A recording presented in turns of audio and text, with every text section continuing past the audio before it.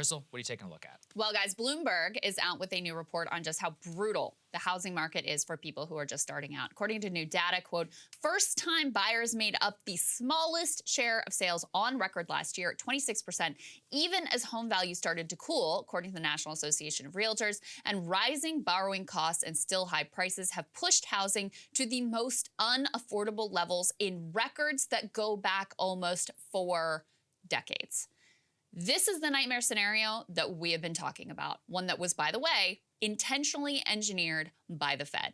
Housing prices have more or less remained high due to low levels of housing stock, and high mortgage rates mean that attempting to finance a home purchase is wildly unattainable for most would-be buyers. In fact, the high interest rates engineered by the Fed make the housing stock problem worse as well.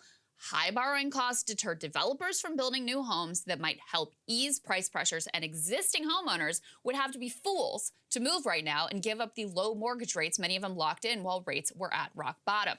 The housing supply issue is particularly dire in affordable housing. Take a look at this chart.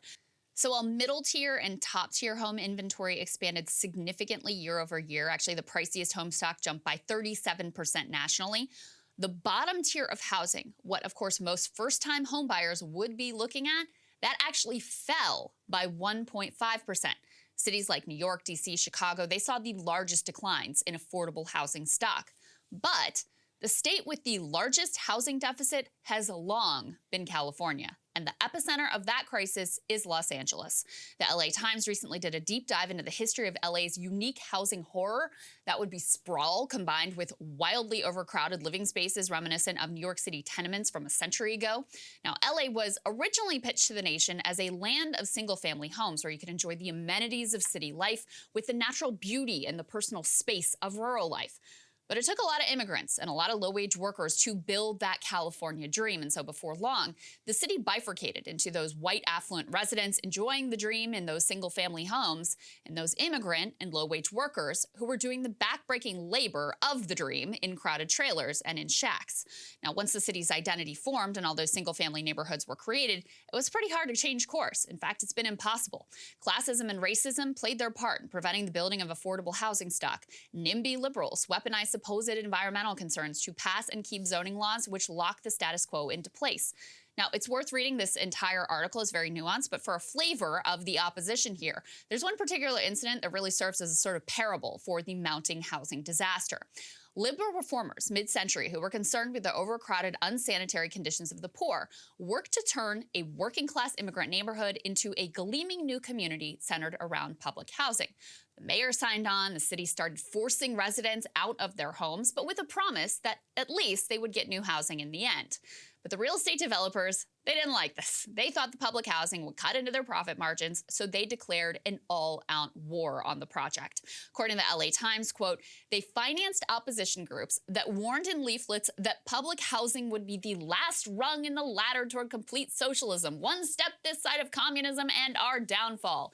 They sponsored an amendment to the state constitution to effectively block public housing projects. They sicked federal and state un-American activities committees on the architect of the city's plan, who was fired as housing director after accusations that he was a communist. And to seal their victory, they handpicked a candidate to defeat the pro-public housing mayor. And in the end, they won. The neighborhood was not converted into public housing or even housing of any kind. Instead, it was given as a gift to the Dodgers to lure them from Brooklyn to LA. So it has gone ever since. Those who profit from the housing disaster status quo have used every trick in the book to protect their own self-interest and have in the process continued the ever upward escalation of housing prices. This is great for developers. It's great for current homeowners. It is absolutely terrible for everyone else. Now, a lot has been made of the number of former California residents who fled the state. People have read all sorts of political motivations into this larger trend. But the biggest cause seems quite simple. People are leaving because they cannot afford to stay. In fact, nationwide, I was kind of surprised to see this. People do still believe in the California dream. In a recent survey, out of every city in the country, Los Angeles was actually #1 when people were asked where they would like to move if money was no object. But of course, money is an object. And for most people, achieving that California dream, let alone the American dream, has become a near impossibility. It doesn't take a genius to see that this crisis of housing availability and affordability has led to a mounting homelessness problem that is escalating far faster than the state or the county can pour resources in to combat it. Grid News' Matthew Zeitlin took a look at this. He recently wrote a long piece. Here he is summing it up on Twitter. He writes, California spends billions on homelessness. It's essentially a second federal government in terms of funding. The services reach hundreds of thousands of people, yet the number of homeless still rises. Why? Housing costs. It really is that simple. The state cannot dream of keeping up with the homelessness crisis as long as the housing affordability crisis continues to escalate.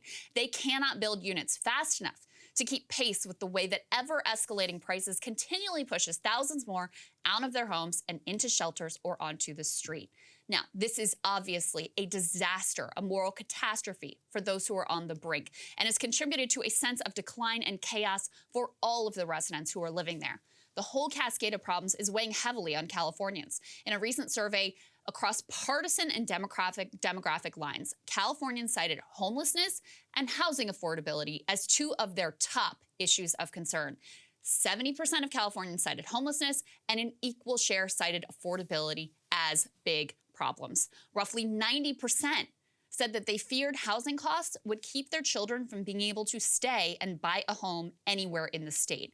Now listen, California, it is definitely ground zero for this crisis. But if you ask people here in DC or New York or Seattle or practically anywhere else in the country, you're going to find the same core issue. People are being priced out of housing. They can't afford to buy. They are struggling to afford rent. The dream of basic stability is increasingly out of reach, and visible homelessness is skyrocketing. Frankly, it is generational warfare. As older generations, which were able to build wealth by buying a home, they benefit from these skyrocketing home prices, and younger generations predominantly are left on a treadmill trying to save up enough for a starter home that doesn't even exist.